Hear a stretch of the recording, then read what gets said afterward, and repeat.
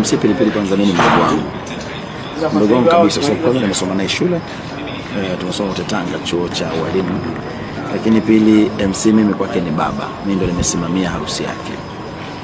Kwa hiyo ni mdogo wangu, ni mtu wangu wa karibu, na kwa kweli nimeumia kwa tukio hili ambalo limetokea.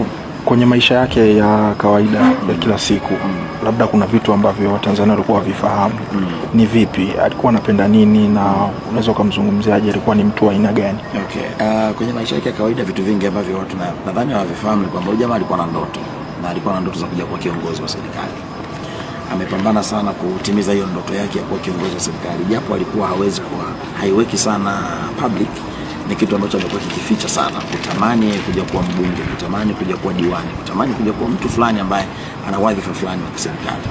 Ni jambo lingine pia wote tunafahamu kwamba Pilipili alikuwa mtu wa furaha, alikuwa ni mtu wa kutupatia furaha, alikuwa anaipa furaha nchi nzima, kwa sababu kwanza alikuwa ni moja kati ya comedians wakubwa wa kwanza kwenye nchi yetu kuibua vijana wengi sana katika eneo hilo la comedy.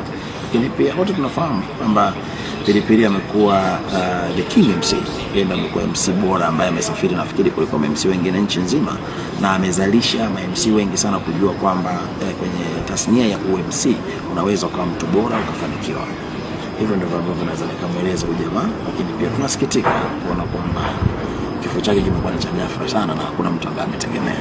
MC taarifa ni lipi labda ambalo la mwisho, labda kama ulizungumza naye, maana ni mtu wa karibu, ulisimamia ndoa yake, ni lipi ambalo la mwisho mliwahi kuzungumza, labda unaweza ukashare na sisi? La mwisho ambalo naweza nikasema ni kwamba mara mwisho nimeongea naye juzi, nilikuwa nina kikao naye kati yake yeye na mke wake, kwa sababu kuna vitu ambavyo na mimi nimekuwa navisikia kwenye mitandao kwamba ana mgogoro na mke wake. Nikampigia mke wake nikazungumza naye, akaniambia baba mwite mwenzangu tukae tutazungumza. Kwa hiyo alivyokuja hivi Dodoma ndo nilikuwa na appointment ya kuonana naye leo baada ya kumaliza shughuli yake ya kazi.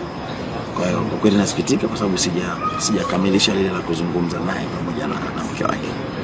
Mimi taarifa zake za kifo nimezipata nikiwa kanisani. Najua nimekuwepo kanisani mpaka saa 12 jioni. Kwa hiyo kuna mdogo wangu yuko Dar es Salaam, yeye ameona kwenye ngazi nadhani. Akanipigia simu akaniambia nasikia MC Pilipili amefariki. Mimi sikuamini. Nikapiga simu kwa wadogo zangu wengine na kuwasiliana na boss Ngasa pia, kwa sababu ndio alikuwa amepost hicho kitu, na akaniambia kweli wako hapa. Kwa nikafika hapa nikaona kwamba kweli MC Pilipili hatunaye tena.